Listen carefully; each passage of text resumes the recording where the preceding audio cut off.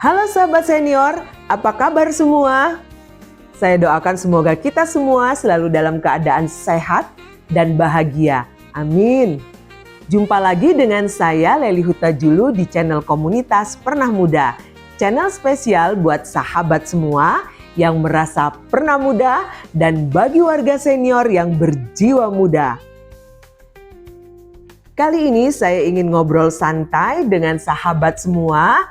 Kita bernostalgia dulu yuk. Kita kembali ke zaman di mana berkirim kabar itu butuh waktu. Karena tidak ada internet dan juga telepon masih terbatas waktu itu. Jadi berkirim kabar itu lewat surat menyurat.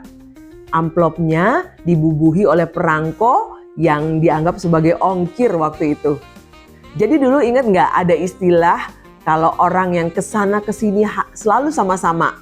Sahabatan gitu. Itu biasanya ada istilah, nempel terus kayak perangko. Dulu kan banyak tuh yang punya kotak pos di rumahnya. Ada yang letaknya di halaman, ada yang di pagar. Jadi Pak Pos akan mengantarkan surat itu melalui kotak pos. Dimasukkan ke dalam kotak pos. Nanti yang punya akan buka kotak posnya tuh. Lalu diambil surat-suratnya.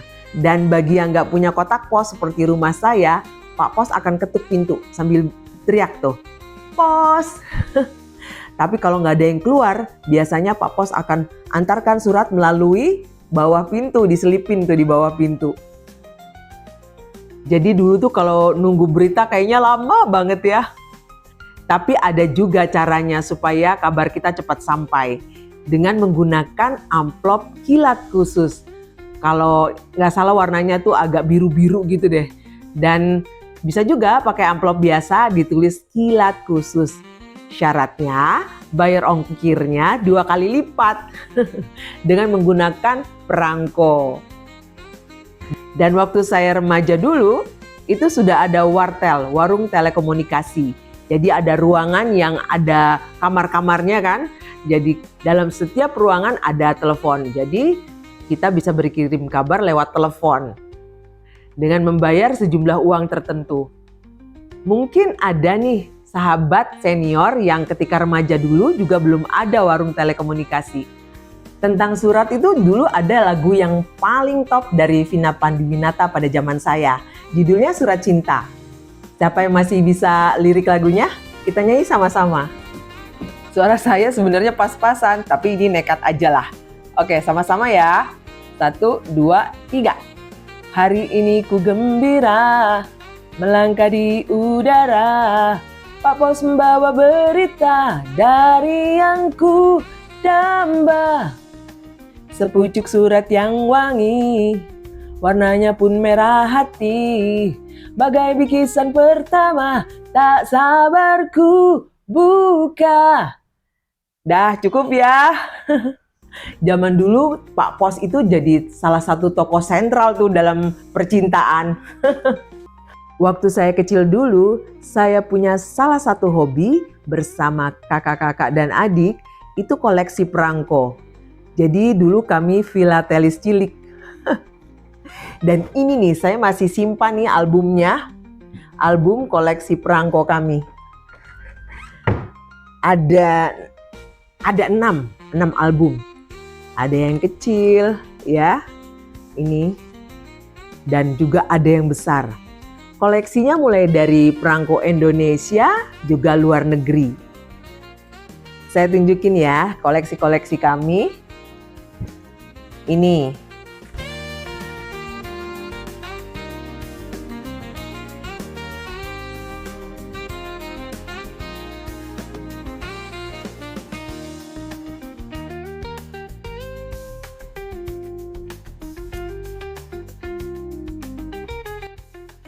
Lumayan ya koleksinya. Dan masih banyak nih perangko yang belum dimasukkan ke dalam album karena kami sudah kehabisan album perangko waktu itu. Koleksi perangko kami itu macam-macam. Ada koleksi pribadi dari surat-surat pribadi. Biasanya itu kami klopekin dari surat-surat bapak ibu kami karena suka LDR-an. Jarak jauh biasanya karena pendidikan, karena dinas luar kota. Jadi berkabarnya lewat surat menyurat. Dan juga kami antar anggota keluarga juga banyak surat menyurat karena kami juga punya sahabat pena. Zaman dulu top tuh sahabat pena. Dapat kenalannya dari majalah. Pokoknya nggak ada halangan sih untuk banyak sahabat ketika itu walaupun belum secanggih sekarang. Koleksi kami juga dari hasil berburu ke tetangga. Biasanya saya sama adik saya tuh ketok-ketok tetangga di kompleks kami. Tanya, "Tante, ada surat nggak yang perangkonya boleh diambil sama kami?" Dan alhamdulillahnya tuh tetangga kami baik-baik. Mereka suka kasih tuh surat-surat yang belum dibuang. Jadi biasanya segepok tuh. Aduh, kalau banyak tuh rasanya seneng banget. Lalu kami asik tuh dari pulang sekolah tuh ngelopekin kan perangko-perangkonya. Kalau susah kami gunting tuh bagian perangkonya. Lalu nanti kami di rumah tuh direndam air. Nanti udah dikelopeknya kan, baru nanti kami jemur di matahari. Pokoknya niat banget deh. Dan itu intinya jangan sampai keduluan sama teman saya. Dan kakak saya yang tahu adiknya filatelis, dia suka tuh kasih hadiah berupa beberapa perangko yang dia beli dari kantor pos katanya.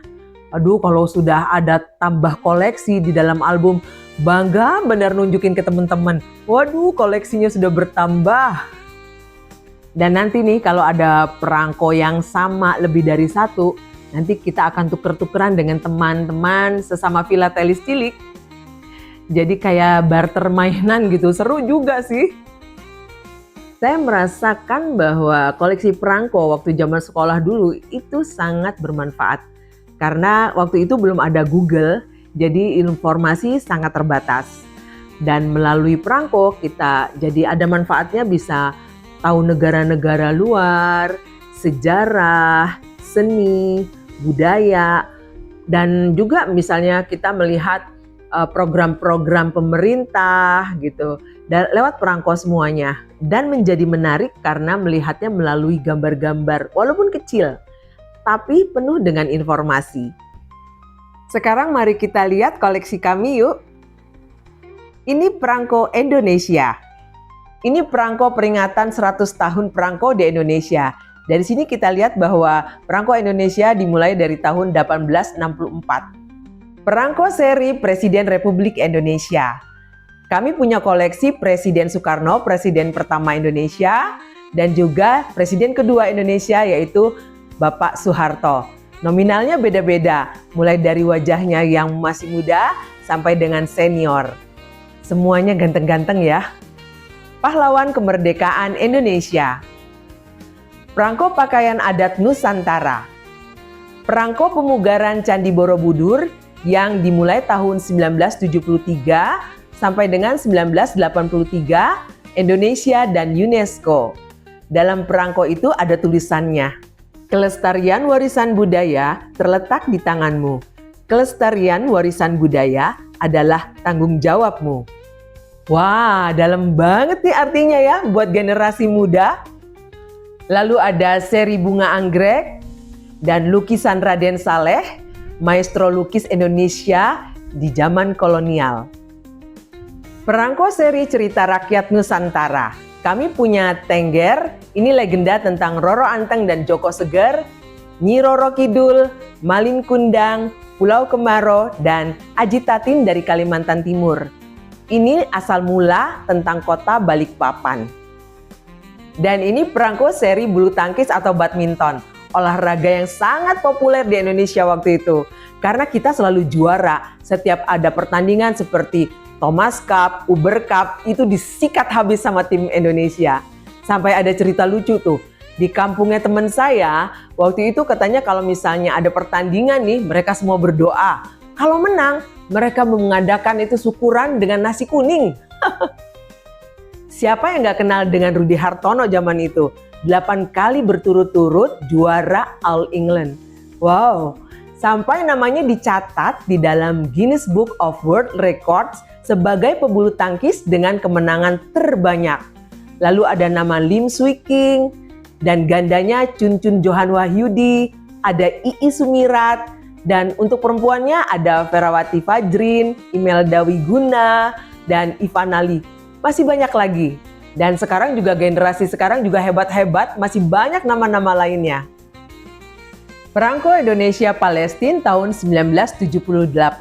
Perangko itu bertuliskan Indonesia Palestine dan ada kalimat dukungan dalam bahasa Inggris yang akan saya coba bacakan. Mohon maaf ya apabila dalam pelafalannya ada yang kurang tepat.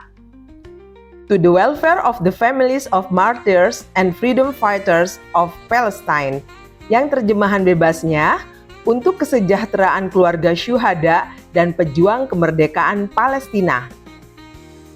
Perangko bergambar Dome of the Rock ini menjadi bukti kuat solidaritas Indonesia terhadap Palestina sudah terjalin lama dan masih bertahan hingga kini. Perangko ini benar-benar bersejarah ya. Sekarang kita beralih ke perangko luar negeri. Koleksi kami dari berbagai negara di benua Asia, Afrika, Amerika, Australia, dan Eropa. Saya akan tunjukkan lebih detail sedikit dari koleksi kami ya.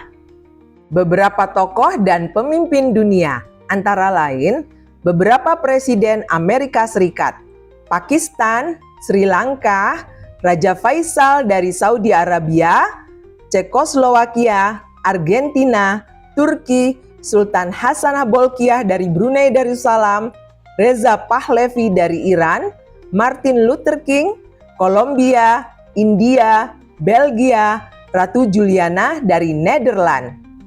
Ini perangko Filipina, bergambar Emilio Aguinaldo. Beliau adalah pejuang dan sekaligus presiden pertama Filipina yang namanya tidak tercantum di perangkonya, tapi ada tanda tangannya. Perangko bergambar Ratu Elizabeth II dari Inggris. Dan koleksi kami bukan hanya Inggris yang ada Ratu Elizabeth II di perangkonya, tapi juga ada negara Australia, Kanada, dan Hong Kong. Dari sini saya belajar adanya negara-negara persemakmuran Inggris yang menjadikan Ratu Elizabeth II sebagai pemimpin simbolis. Dan beberapa tokoh dunia, diantaranya Julia Ward Howe, seorang penyair dan penulis Amerika. Alexander Graham Bell, penemu telepon. G.W. Griffith, perintis film Amerika. Harriet Quimby, seorang penerbang, jurnalis, dan penulis skenario film Amerika. Pada tahun 1911, ia menjadi wanita pertama di Amerika Serikat yang menerima lisensi pilot. Edward Vernon Rickenbacker adalah seorang pilot pesawat tempur Amerika pada Perang Dunia I dan penerima Medal of Honor dengan 26 kemenangan udara. Dia adalah jagoan terbang Amerika Serikat yang paling sukses dan paling berprestasi dalam perang tersebut. Perangko Poland yang bertemakan gambar anak-anak. Bentuk perangko juga bermacam-macam. Selain yang standar, koleksi kami juga ada yang 4 persegi panjang, lalu kotak besar, segitiga, lingkaran, dan belah ketupat. Nah, itu tadi beberapa koleksi perangko kami. Menarik ya? Mungkin di antara sahabat senior di sini bahkan ada yang lebih banyak koleksinya. Kita sharing-sharing yuk. Sekarang saya ingin berbagi informasi menarik, fakta tentang perangko. Mungkin ada juga nih sahabat senior yang sudah tahu. Perangko berasal dari bahasa Belanda franco yang artinya bebas atau bebas biaya. Dalam konteks pos, ini mengacu pada bukti bahwa biaya pengiriman sudah dibayar. Pencetus perangko di dunia adalah Sir Rowland Hill, seorang guru berkebangsaan Britania Raya. Perangko pertama kali diperkenalkan pada tanggal 1 Mei 1840 di Britania Raya sebagai reformasi pos oleh Rowland Hill. Oleh karena itu sampai sekarang Britania Raya mendapat perlakuan khusus. Negara ini adalah satu-satunya negara yang tidak perlu mencantumkan nama negara di atas perangko. Perangko pertama di dunia sahabat sudah tahu, namanya penny black. Kenapa disebut demikian? Nominal perangko itu 1 penny dan desainnya yang berwarna hitam. Perangko ini pertama kali diterbitkan di Britania Raya pada tanggal 1 Mei 1840, tetapi baru digunakan secara resmi tanggal 6 Mei. Perangko ini bergambar sosok Ratu Victoria. Filateli sebagai hobi bangsawan. Filateli atau hobi mengumpulkan perangko menjadi salah satu hobinya raja. Filateli saat itu kerap disebut King of Hobbies and Hobby of the Kings. Sebutan itu mulai lahir di Eropa sebelum tahun 1940. Nama raja yang menjadi filatelis terkenal saat itu antara lain Raja George atau ayah dari Ratu Elizabeth. Ratu Elizabeth II meneruskan warisan ayahnya itu. Ratu Elizabeth II dikenal sebagai kolektor perangko aktif. British Guiana 1C Magenta dinobatkan sebagai perangko termahal di dunia, diterbitkan pada 1856 ketika Inggris masih menjajah negara Afrika, Guyana pada waktu itu. Keunikan perangko ini adalah adanya tanda tangan petugas pos yang mengantar surat pada waktu itu dan berbentuk segi 8. British Guiana 1C Magenta dikenal sebagai perangko paling langka di dunia. Dilansir dari kompas.com, Sekretaris Jenderal Perkumpulan Filatelis Indonesia, Gita Noviandi mengungkapkan harga perangko tersebut mahal karena langka. Pada tahun 2014 di pelelangan Sotheby's, harga perangko ini telah mencapai 10,23 juta dolar Amerika Serikat atau sekitar 150,96 miliar papar Gita. Wow, fantastis ya. Sayangnya saya nggak punya koleksinya. Nah, itu tadi cerita tentang filateli atau koleksi perangko yang penuh dengan sejarah. Kecil tapi penuh dengan informasi. Oh ya sahabat, karena keterbatasan saya mohon maaf apabila dalam membacakan istilah-istilah asing atau menyebutkan nama tokoh-tokoh dunia itu ada yang kurang tepat. Indonesia pernah menjadi tuan rumah kompetisi filateli dunia tahun 2020. Acara ini merupakan pameran filateli pertama di Indonesia yang diselenggarakan di gedung DPR RI. Ketua Umum Perkumpulan Filateli Indonesia adalah Bapak Fadlizon. Tanggal 29 Maret ditetapkan sebagai Hari Filateli Nasional atau harinya para kolektor perangko. Sekarang peran perangko tergantikan oleh email, chatting, dan ekspedisi online yang bahkan tidak membutuhkan stempel pos. Dan sekarang orang lebih suka kirim pesan lewat WA. Hanya dengan menggerakkan jempol nih, di detik yang sama, orang yang akan kita kirim bisa membacanya. Hebat ya. Sekarang sudah nggak ada lagi tuh teriakan Pak Pos. Pos! Yang ada kurir ekspedisi online depan rumah. Paket! Bahkan gratis ongkirnya. Waduh. Dan coba deh ditanyakan kepada generasi milenial. Banyak tuh yang nggak tahu apa itu perangko. Filateli mungkin tidak sepopuler waktu dulu, tapi hobi ini masih hidup dan terus berkembang. Mungkin ada di antara sahabat semua yang filateli sejati nih. Silakan tulis di komen ya. Atau punya sahabat atau teman yang filatelis, bisa share link channel ini. Dan kalau misalnya belum di-subscribe, silahkan di-subscribe. Channel ini bukan hanya tentang sharing informasi, tapi juga kita bisa melakukan kegiatan bersama-sama. Masih banyak lagi konten yang lainnya. Silahkan dilihat-lihat. Oke sahabat senior, sampai jumpa di konten berikutnya. Tetap semangat dan terus berkarya.